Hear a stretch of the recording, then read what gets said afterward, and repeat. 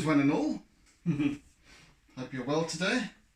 I have my kaleidoscopic shirt on. Right, hopefully completion day today, isn't it? So let's see how it goes. And let me just sort that out quickly. Right, let's hit it. Let's hit this baby. Get those things in place first, so that right, okay, right. It's all about the white. The white. It's all about the white. Today, well, mostly anyway. As I said, there's still a lot to do. Lots of layers, lots of little nuances, little swirls, and all these currents and all that going on stuff, you know.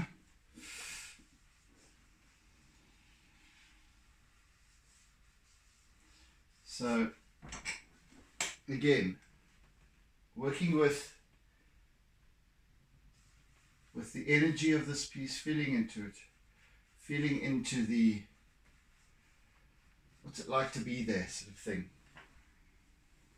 What's it like to be right here, re-experiencing it, or even if I'm experiencing it for the first time, it's just imagining what's going on, the sounds, just letting them wash over me. No pun intended. And let me just get this.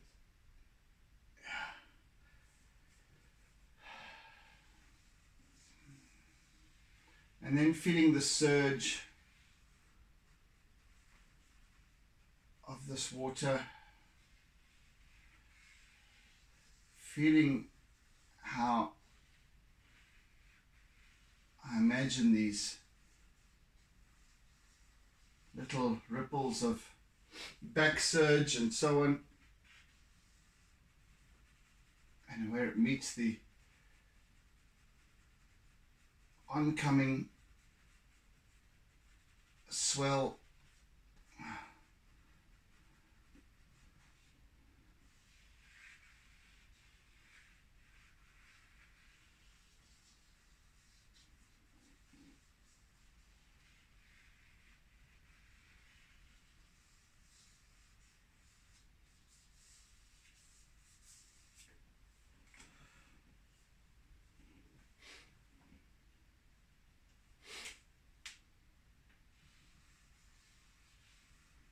As I've been saying all along, it's this, and it's particularly the case with these seascapes,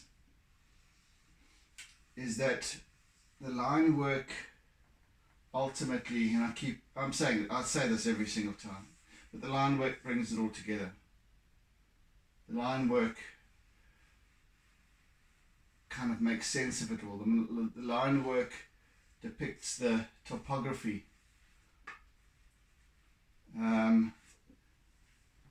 the dimension of the sea, surfaces, etc., where the waves begin to build.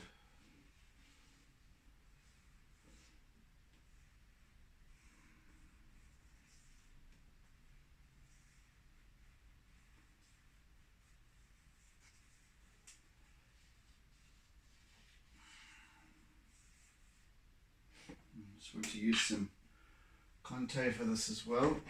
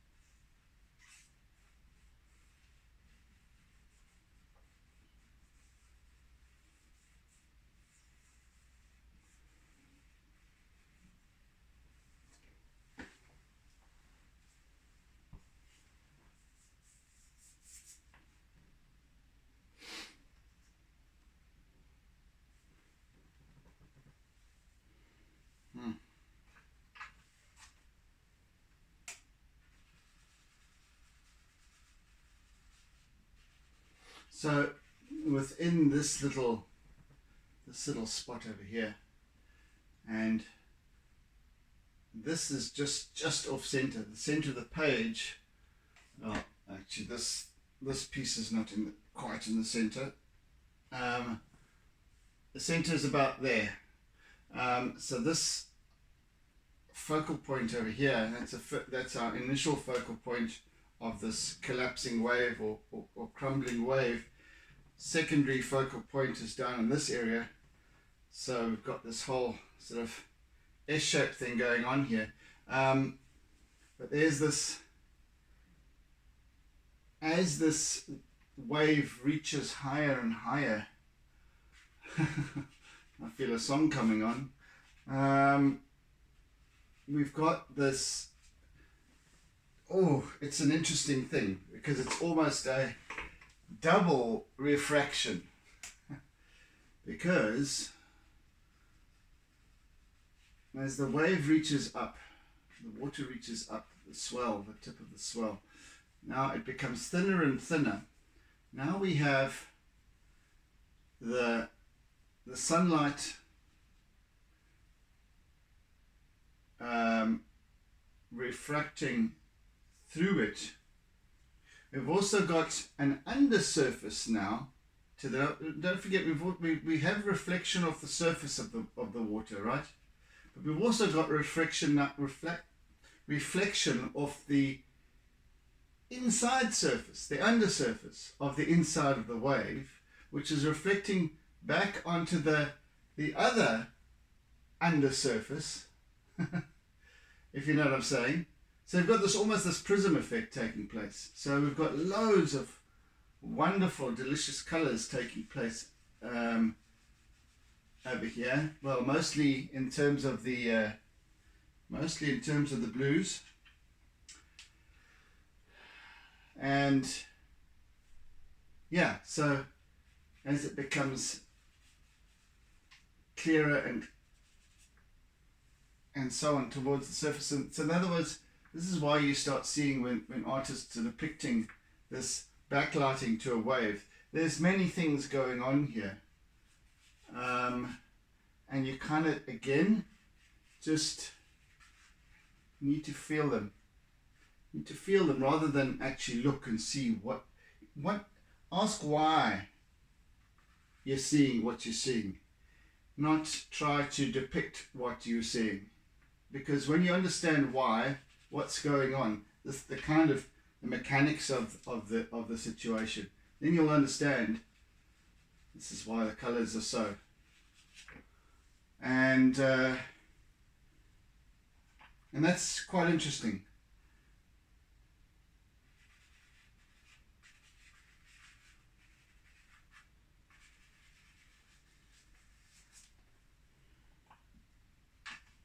Quite interesting. It's incredibly intriguing, I find.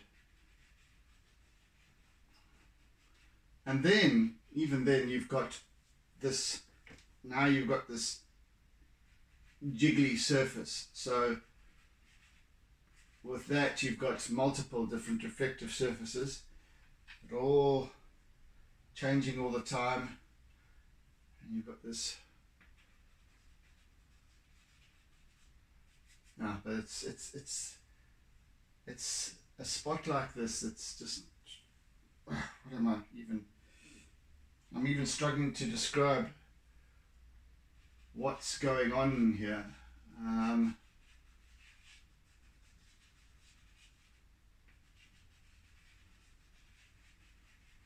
It is almost a prism. Sunlight coming in from the back, reflecting off the undersurface of the inside of the wave, back again, refracting off the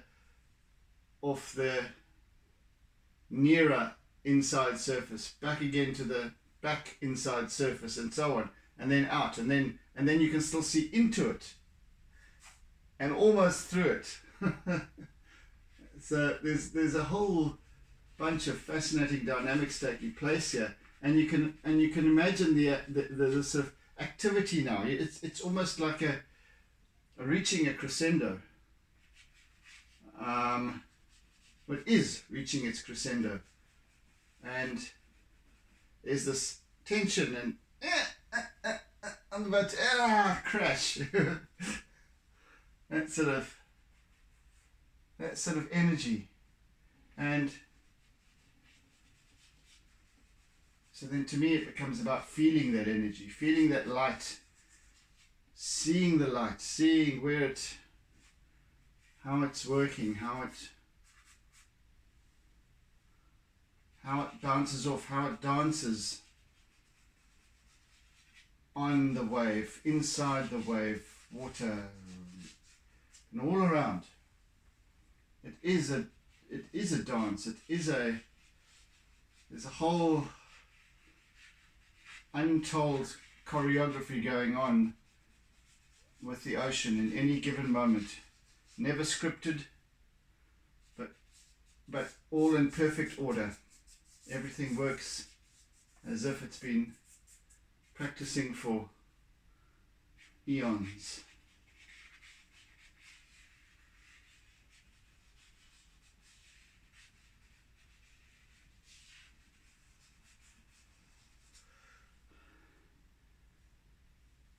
As it does on any given day. And dependent on so many factors, of course, you've got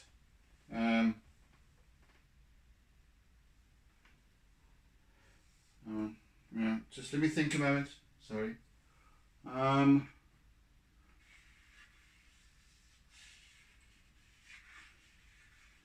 So you've got the tides to contend with. You've got the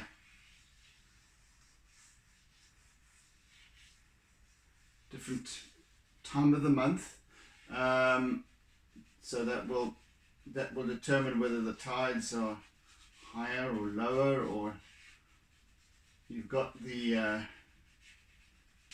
weather, you've got the wind to factor in. All these things make a difference to how the waves are formed, etc.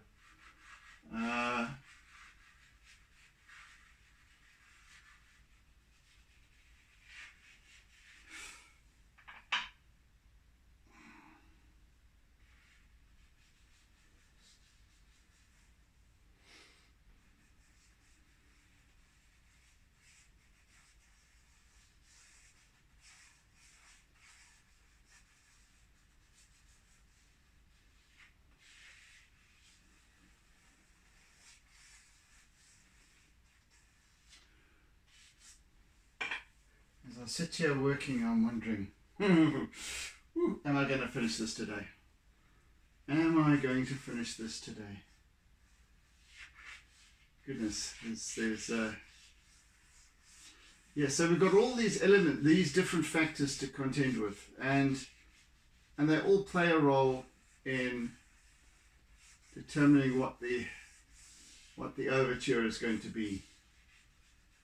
And the wind, not only the wind strength, the wind direction, so many factors, and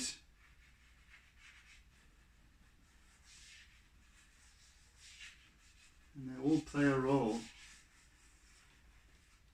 in reaching this very moment. It has never been exactly that before,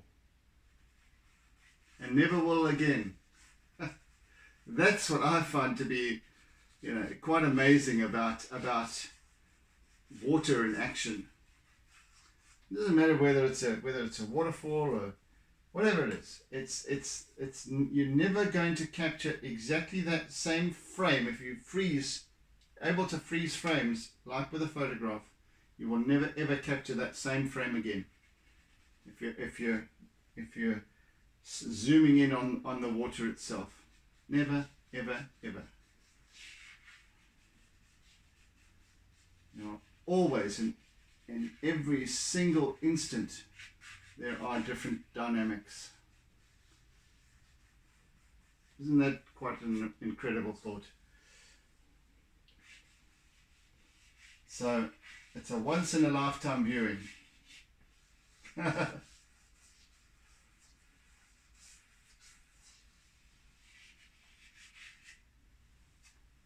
Doesn't that make seascapes more valuable? Not only is it an original work, it is never again to be experienced. It's like you can recreate the Mona Lisa. No, you can't recreate the Mona Lisa. I take that back.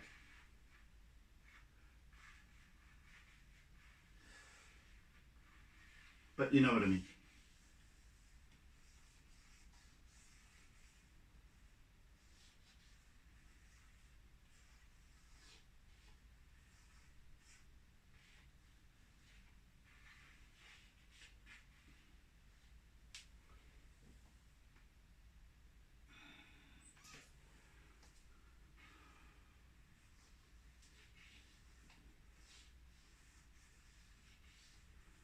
But there is a lot of work in the line. That's all I can say.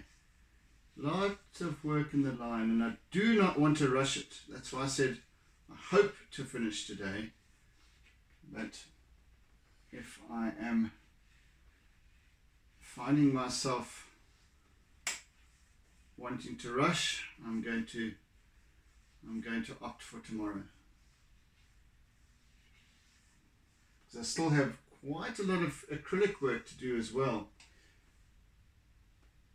And we're already nearly 20 minutes in. Now I'll see. 1/3.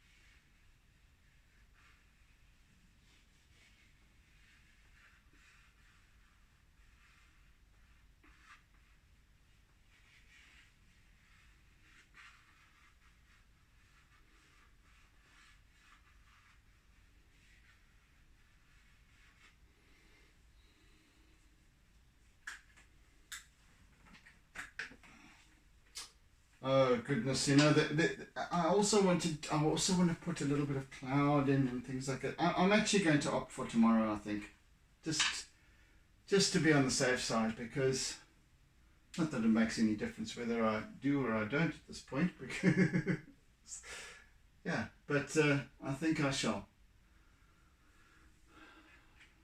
I really want to allow this piece to unfold and tell its story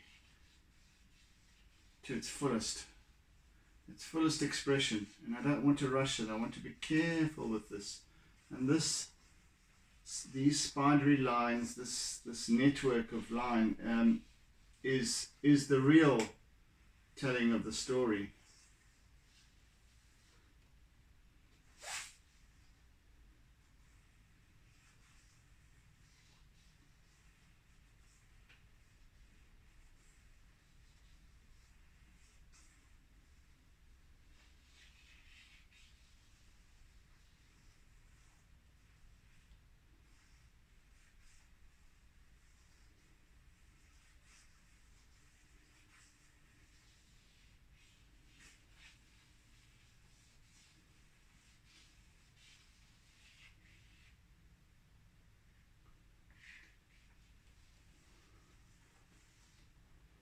So at this point, 20 minutes in, I am not completing today. However, that might just change. Who knows? I can't say, because I don't know.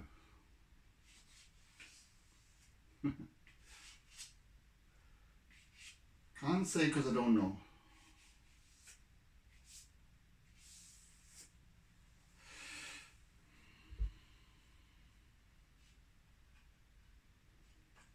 There are just too many factors at this point to determine yay or nay.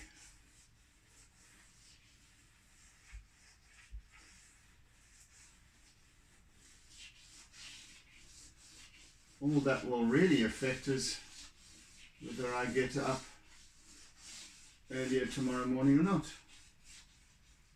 And I'm okay either way.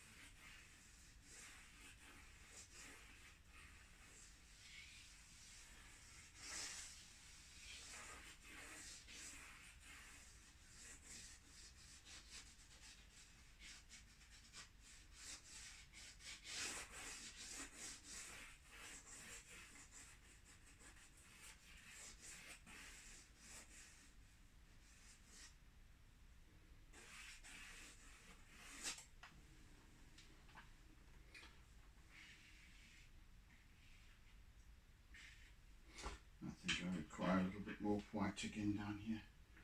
Stop looking at this.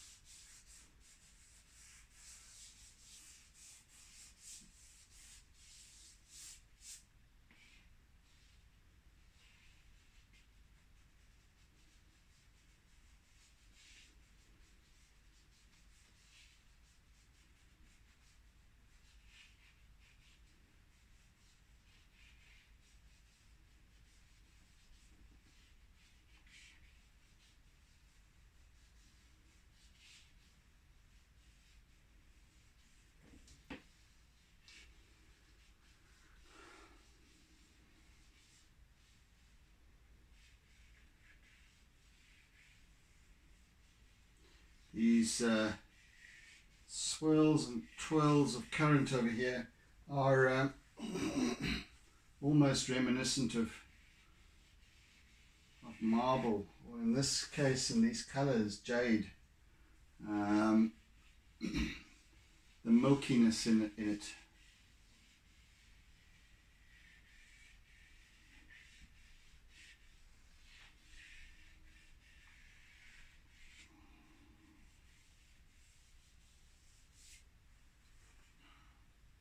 Obviously not a very good quality jade, of course, in this instance, but it's got that kind of hue. Lewis in the news.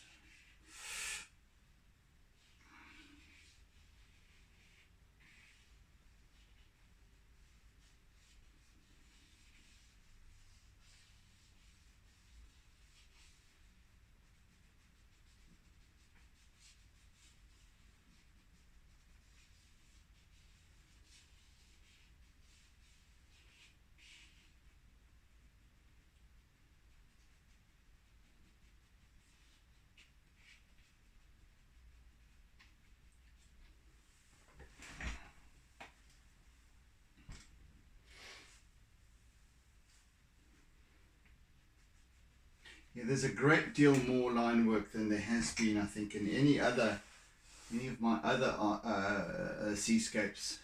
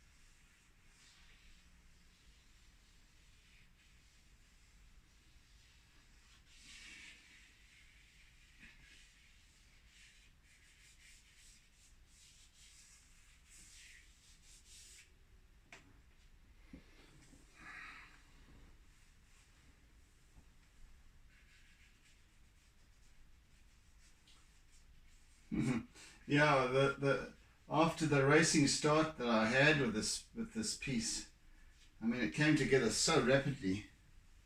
It started to develop, and I thought, 3 days, easy, cinch. But then I did, as you recall, I did check myself, and I thought, yeah, I know there's going to become a time when line work is required, and that the pace will slow down immensely, and it has, as you can see. So now I'll reach this stage.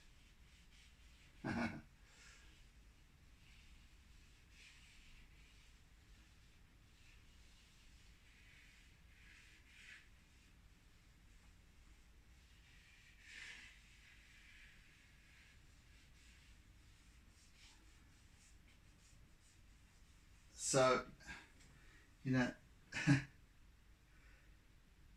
again, it's about, I'm just realizing as I speak, there's an energy to this. There's a soul to each artwork, whoever it is. There's a soul to it, and to allow that soul to emerge.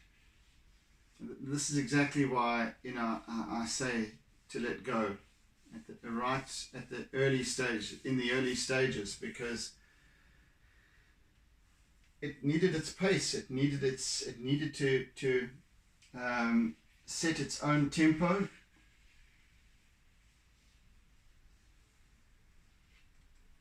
and which it did. The artwork, it dictates how it unfolds, when it unfolds. Not me. I'm going, okay, well, seems like it might be a 3-day piece. It's looking now to be a 5-day piece. So, or 5-session rather. Which is really interesting, isn't it?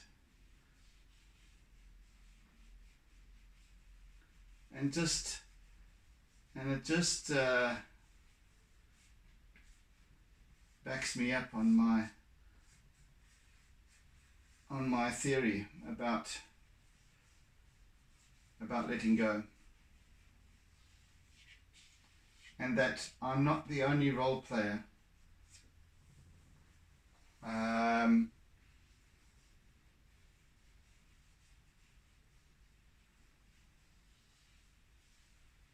I think when you can, as an artist, humble yourself to allow for each role player, all of these little pastels in front of me, the eraser, the paper itself, the charcoal, they're all role players that determine the end result, that determine how an artwork will depict itself.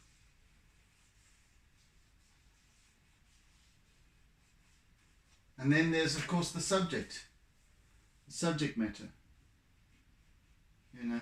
Each and every one of these little facets plays a vital role in the coming together of an artwork. So I'm not trying to make it sound all grand and what have you, but there are. It doesn't matter what it is, whether it's a little kiddie's handprint painting. It's not the child that's determining its outcome, or the teacher that says, well, do this, do that. It happens in a certain way. It happens in a certain way. It has to happen in a certain way.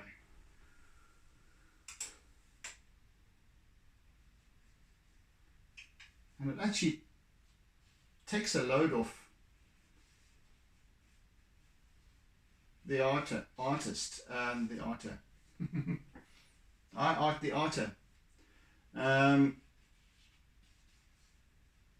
Because then you can sort of kind of relax and just know, hey, it's going to turn out fine. It'll be okay. far too many people, especially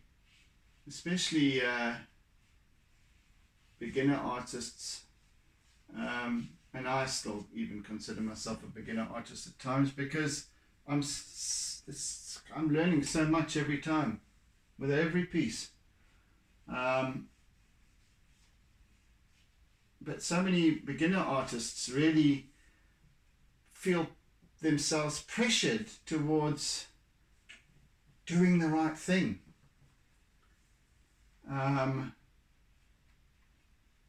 Doing the right techniques, etc. Capturing the right... When it's not about doing, it's about being. It's about how you're being. Just be okay with it. Be trusting. And I think it doesn't necessarily just have to apply to art. It can apply to anything creative. Any creative process. Any creative process whatsoever. And we're not talking just within the design and art realm.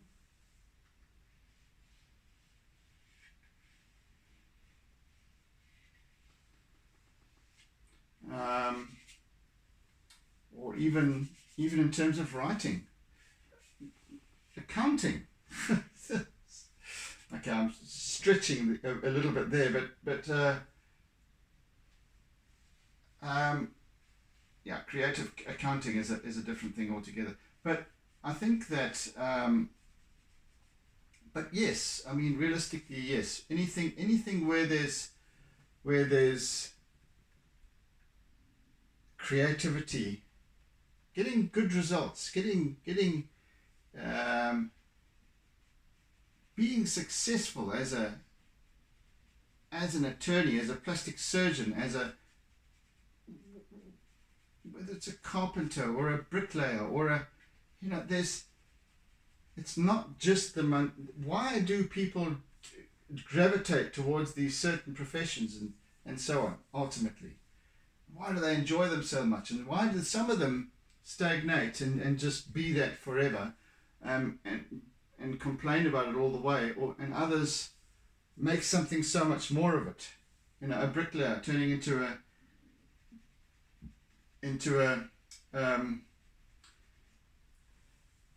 having a construction company, etc. It's about being creative with what you're doing, with how you're being.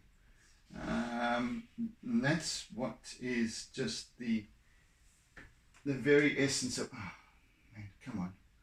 The very essence of it, in my mind, anyway. Look, I mean, as I said, I'm don't believe a word I say.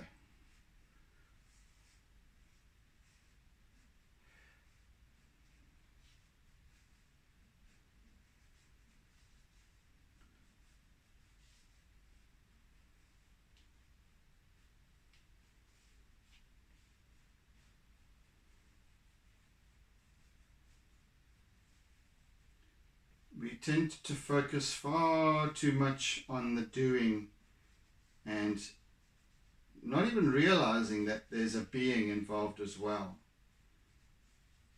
Not as in a human being, but a state of being. And that's very different from doing or having.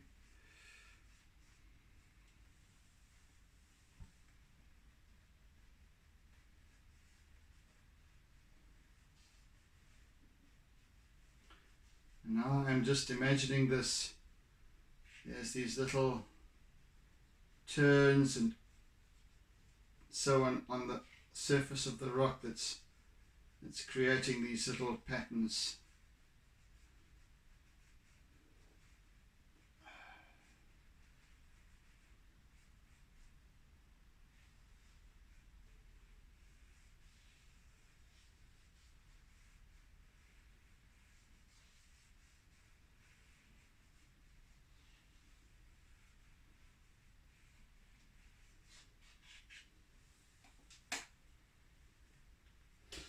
Let's just use my eraser for this.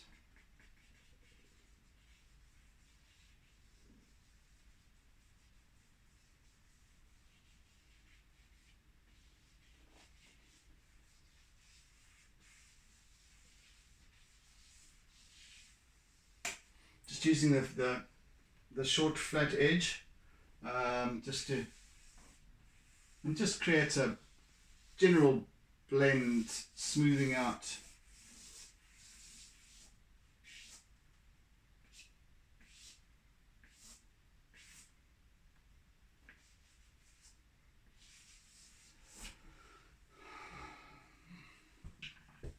Oh yes, I'm not going to finish today.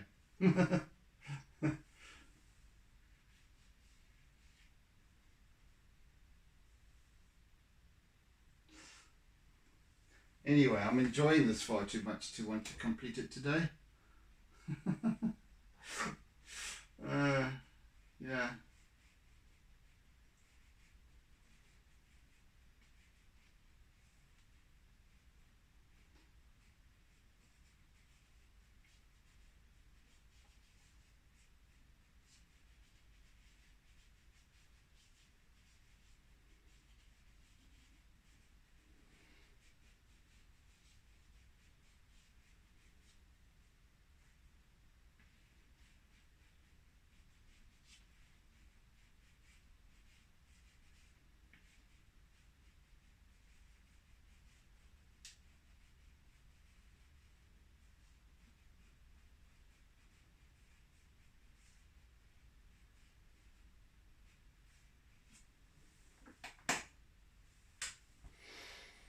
Mm.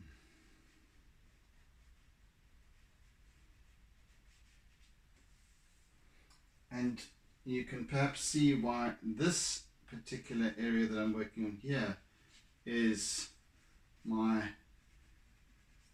secondary vanishing, not vanishing point,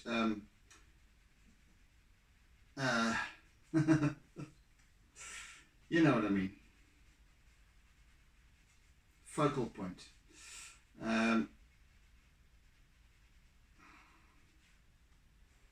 There's a whole lot going on here.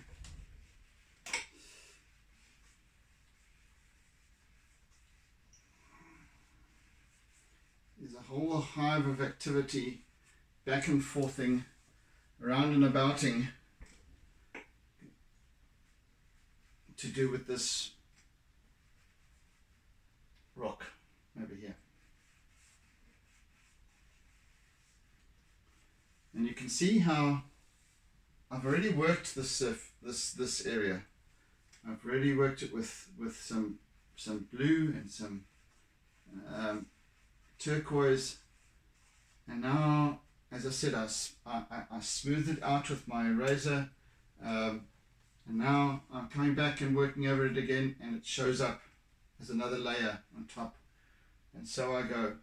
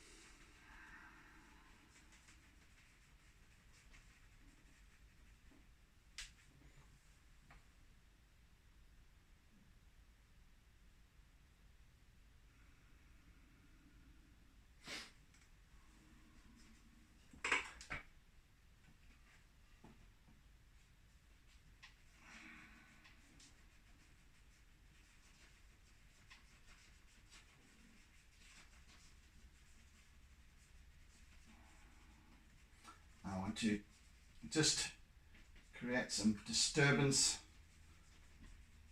little foamy ridges and so on.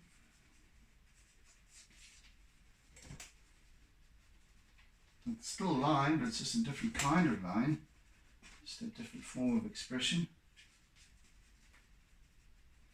It's just a very jiggly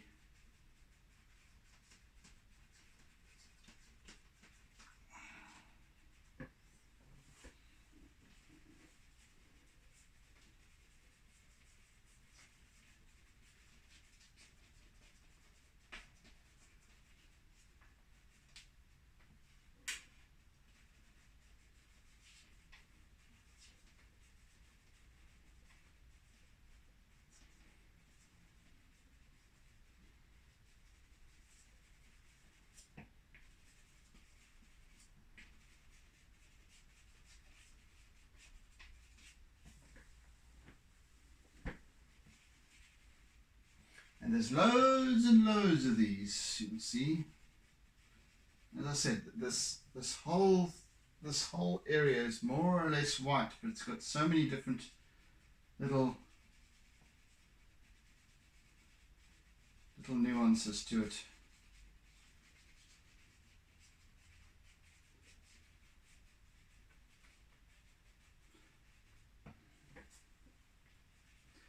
And as I go now, I am referring less and less and less to my reference image, because that's become receded into the background more and more now. Now I'm just feeling this thing.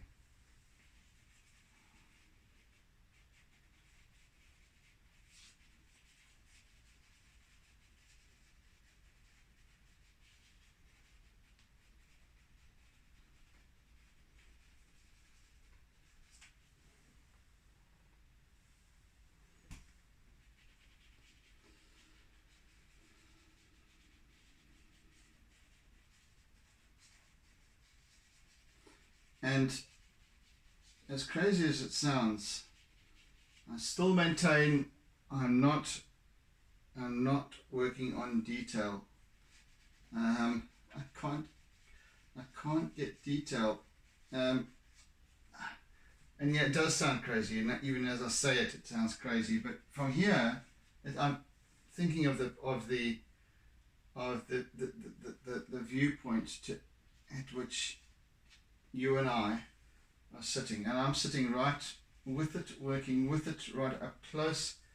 It's very graphic, well, not photographic, but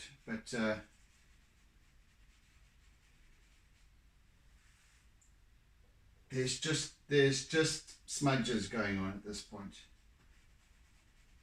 But when I sit back, then I can see it as a whole, and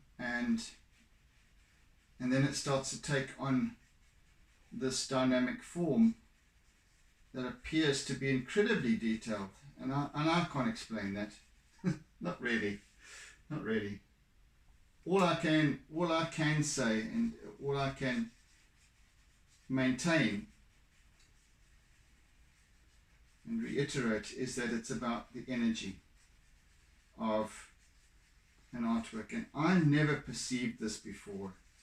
And I'm talking, before, when looking at a piece of art, and even right through my career in advertising, never saw things this way. Never saw things this way as the work having an energy. And I guess that, in a way, during some of my more successful projects, I realized that, yeah, there is an energy at play. And not to reminisce too much, but there was a time in the early 2000s where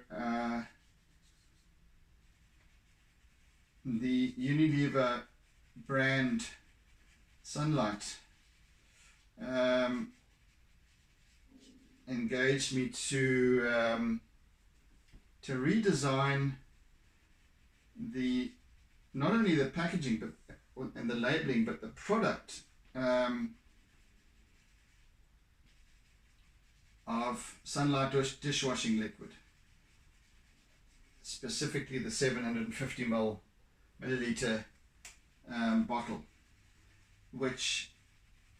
and the design of which had been around since the 1970s, and because they'd never patented the design, the shape of the bottle, in other words, the first time round, most other dishwashing liquids, and here we down to little nitty gritties of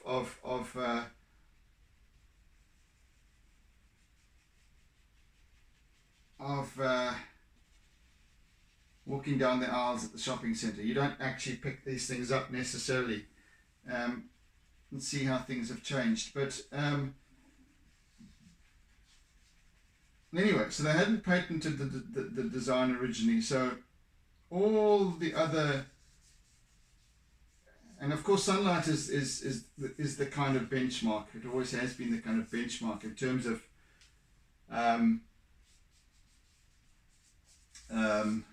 dishwashing liquids. So all the other dishwashing liquids, the startups and what have you, copied and emulated the design. Just gave it their own little twist and what have you. But by and large, it was the same for all of them. Same kind of shape. So they engaged with me to give them a shape that was unique. And I kind of, together with another partner at the time, we started to develop this, and eventually it became my project completely, through to completion. Was to change the shape of the bottle, and I gave it a completely different spin. It became more square. It became this. I kind of went with the idea of the. There's a droplet in the sunlight logo that I kind of used in the basic internal shape of the design. So we ended up with this bottle shape that was completely unique. Little hand grip area, etc. But also we turned the bottle upside down so that it became actually quite good when I think about it, because generally what happens is when with any, whether it's tomato sauce, ketchup, whatever you want to call it, any of those kind of bottles, and it gets towards the end, the last few squirts, it becomes a case of now you want to try and tip the bottle up and stand it on its head so that it all kind of collects at the bottom, at the top. And this is how we designed this particular sunlight dishwashing liquid bottle, was so that it would always stand on its head. And so that when you pop the lid, it had this little sphincter, which allowed the liquid to release when you squeezed it. So you squeeze it, it releases, squirts out some liquid, and then you let go, it pulls back again. So the sphincter retracts, just like a bum. And that's why it was called a sphincter. Anyway, kind of to get back to the gist of it, and so in designing that, in that whole process of design, and it was kind of 2.5 years in the making, with product designers as well, because we had to devise the actual the volume of it. So I had the original illustrative side of things, the design of the shape of the bottle, etc. Then it became it went to the product engineers, and they formulated the shape, took the shape of the bottle, the dimensions, etc., and created the volume, which was then translated into a 3D. Without 3D printing in those days, it was before that age, and they then made the shape out of with a laser machine that cut the shape out of a block of perspex. So then we ended up with this particular shape. Then they made the molds. From that they created an original plastic bottle, which I have in this cupboard here. I think I still have it. So the first of the bottle shapes, and it was just a very exciting process, and all, nothing earth-shattering. It wasn't like a Cannes advertising awards kind of thing by any means, but it was just a really fantastic process, And I believe, as I was to get back to where I started with the story, is that it had a soul of its own. It had an energy all of its own in its development, in its different phases, and so on. That brought it ultimately together, where I then had to sign off patents, 220 different patents. And then it became about designing the labels for the bottles, etc., etc., etc., and all of that. So that whole process, it couldn't have come together with, well, to a certain degree, with how it would ultimately look. But there were too many factors involved that had to take place in order to have that absolute, well, it has to turn out this way, or whatever. We start again. We cut the canvas up. And that's kind of where I'm realizing along the way. Somewhere I realized that, and in fact I only realized more recently, that it's because each artwork has its own energy, and that there are many factors involved, too many factors involved for the artist or the creator to have absolute control of that. So I can't take credit, full credit, 100% credit as the artist for this piece, in a nutshell. There's this piece here, there's this one here, there's this one here, there's this one here, there's this here, so many factors. So yeah, so I sit here with all of these. It's almost like an Alice in Wonderland scenario, where I'm sitting here with all of these little, or a Nutcracker suite. Do they all come to life at night time? But no. What? Yes, at 4 o'clock in the morning, they all come to life in my hands and start dancing around on the page. Okay, so yeah, my mental meanderings are going a little bit far here, but in essence, that's really what it is. It's just, these are just taking a life on, and I'm just enjoying sitting here watching it transpire before my eyes. So that's my kind of love affair with my artsy lockdown, that I've realized how important it is to me. To me as a learner, as a discoverer. I'm learning about myself in the process of all of this, and it's wonderful, and I'm very, very grateful, and I'm grateful to you for making it possible, because if I didn't have the desire to share my work with you, the viewer, I don't think I would have processed things quite the same, in the same way. I would have sat here silently doing my work, thinking my thoughts, but not actually expressing them. So you provide a presence, and that's in itself as an energy, because I know you're there, and I know you're watching, and I know you will be commenting, some of you, and I really appreciate that. But it's just because you always remind me of something. You always remind me or draw attention to something, and that's so important. And I think it's important for all of us when we, whatever we're doing, whatever we're creating, to actually to reach out and to say, hey people, have a look at this. What do you think? What do you think?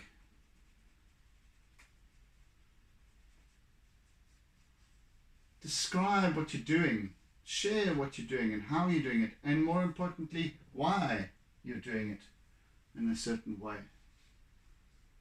Anyway, that's, if I can impart any wisdom in this whole process, it is that. Always share, always be willing to share. It helps one grow, in my mind anyway. So yes, I think, and with that, we're almost out of time today. You see how, and I've been working quite quickly, quite rapidly, and still there's a fair amount more work to do, but we shall definitely finish tomorrow. That I can now guarantee, at least. Yeah, I just didn't want to rush this one too much. There's far too many little tricks going on here. Wonderful little surfaces and things like that going on. Anyway, loving it. Okay, people, thank you for bearing with me here. Thank you for hearing with me. Thank you for listening. Thank you for sharing. Thank you for caring with me. And yes, it's been it's so far it's a fantastic learning exercise for me. So thank you for being a part of that. And thank you for your comments as always. And as I do always say, if you have any queries about anything that I'm doing and why I'm doing it, etc., feel free to ask. There's a little comment section there you can just tap into and fire away. I'm more than willing to answer any queries that you might have. And so yes, thank you for being part of the process with me, and do tune in again tomorrow once again as we reach completion on this piece. But meantime, oodles and doodles of toodles, and catch you on the morrow. Have a fantastic day further, and be safe. Take care. Bye bye.